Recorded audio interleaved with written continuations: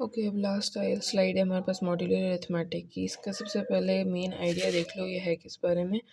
ये जो है ना, isn't concern with full result of division only reminder. इसमें हम फुल डिवीजन से हमें कोई कंसर्न नहीं होता, या ऊपर जो क्वेश्चन बचता है उससे भी हमारा कोई कंसर्न नहीं होता। हमारा कंसर्न ओनली रिमाइंडर होता है इसमें।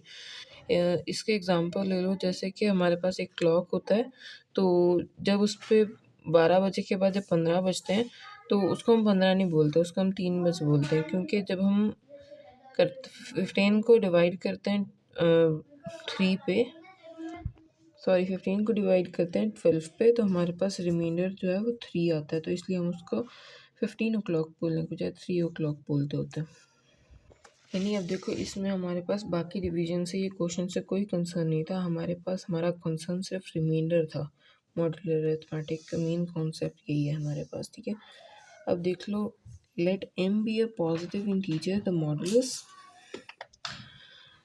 the integer a and b are congruent modulus if m divides their difference a minus b। यहाँ पर तो है ना, if and only if there is an integer k such that a is equals to b plus k m। तो आसानी के लिए हम इसको बोल सकते हैं, if m divides their difference a minus b then we will write a congruent b of mod of m, b into mod of m।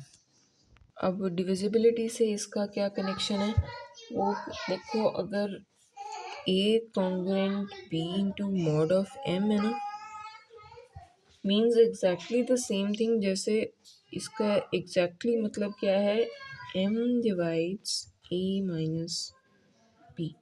हम लोगों ने चैप्टर 1 में ऑलरेडी पढ़ा था कि मॉड ऑफ m को हम m divides into a minus b भी लिख सकते हैं।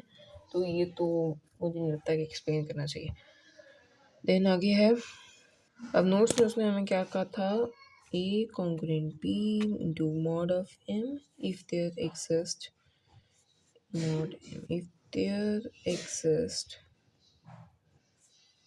integer k such that, ये भी हम ऑलरेडी लिख चुके हैं, पढ़ चुके हैं कि मॉड ऑफ m को जब हमने k की वैल्यू फाइंड करनी होती थी तो हम उसको लिखते होते थे a is equal to b plus k multiplied by m, जिसमें m तो वही मॉड की वैल्यू होती थी और k हमने फाइंड करना होता था ट्रांसफ़र करके। मतलब सारा k की a और b हमारे पास होता था और m भी हमने मालूम कर लिया था, तो हमें k की वैल्यू फाइंड करनी होती थी। इसको ऐसे लिखते होते हैं। बेसिकली डेफिनेशन में हमने एज इट इज़ ऐसे लिखा हुआ है, जबकि इसको मैंने सिंपल फॉर्म में ऐसे लिखा था, और मतलब उसके डिफरेंस को, और फिर उसको राइट हम ऐसे करते हैं यूज़ करने के लिए रोज़मर्रा में। आगे है, अच्छा अब इसकी एग्जांपल्स देख लेते हैं एक दफ़ा, फिर आके देखते हैं कुछ और है तो।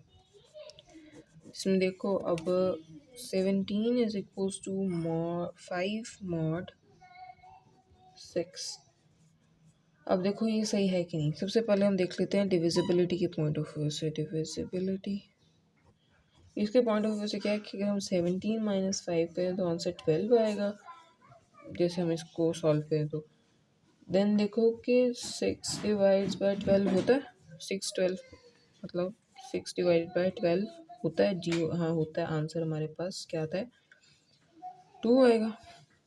ओहो, इसको ऐसे नहीं, ये इस फॉर्म में लिखा जाएगा सच दैट की फॉर्म में, और अगर इस फॉर्म में लिखेंगे तो 12 डिवाइड बाय 6 लिखेंगे तो आंसर 2 आता है। ठीक है, डिविजिबिलिटी के पॉइंट ऑफ व्यू से ये वाला क्वेश्चन जो है हमारे पास ठीक है।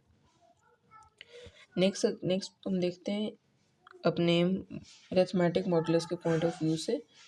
तो वो कैसे होगा, इसको मतलब इस पूरे क्वेश्चन को हम सॉल्व करें मॉड्यूलर पॉइंट ऑफ व्यू से, तो इसको हम करेंगे 17 is equals to 5 plus 2 multiply by 6, ठीक है। देन आगे आएगा इसका आंसर हमारे पास क्या आएगा। अब देखो, इसको अगर हम सॉल्व करें, 6 multiply by 2 12 and then 12 plus 5 and 17, तो मतलब ये भी हमारे पास सही है, मतलब इसको भी प्रूफ कर रहा है। अब क्लॉक एग्जांपल से देख लो, जैसे मैंने बोला था 14 is equal to 2 into mod of 12। Then हम देखिए, मतलब एक सेकेंड एग्जांपल होगी इसकी। because 14 is equals to 2 plus 1 multiplied by 12। इसको अगर हम इसका मॉड ऑफ करें तो बनेगा, तब हम कहेंगे कि 14 o'clock को बेसिकली हम कहते हैं 2 o'clock। 2 o'clock ठीक हो गया। अब यहाँ तक हमारा सारा हो गया, मैंने बता दिया स्टेप बाय स्टेप। तो अब आगे लिखा हुआ the set of all integers congruent to an integer a mod m is called congruence class of a mod m। आगे उसने बोला कि चैप्टर 9 में हम इसका नेक्स्ट पोर्शन जो है वो पढ़ेंगे। Theorem 5 shows addition and multiplication preserve congruences. तो इसको मैं थोड़ा सा बस एक बिल्कुल हल्का सा टच, इसमें addition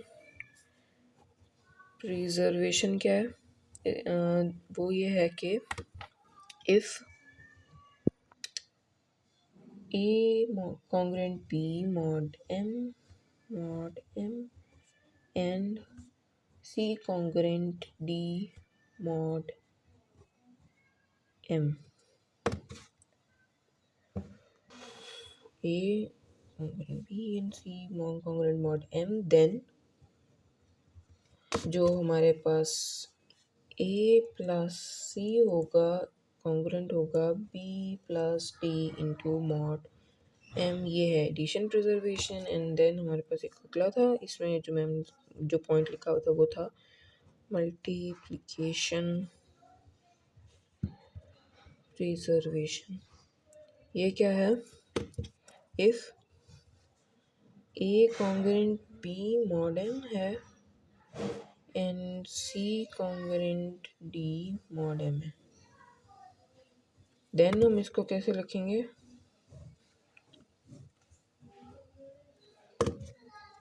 a multiplied by c congruent b multiplied by d mod m। अब इसको पढ़ना तो हमने चैप्टर नंबर 9 में है, लेकिन फिर भी मैंने थोड़ा सा इसका बता दिया है, इसका मतलब इसको लिखते कैसे हैं। दैट्स ऑल, ये सारा था, मतलब ये तीनों स्लाइड्स मैंने एक्सप्लेन कर दी हैं।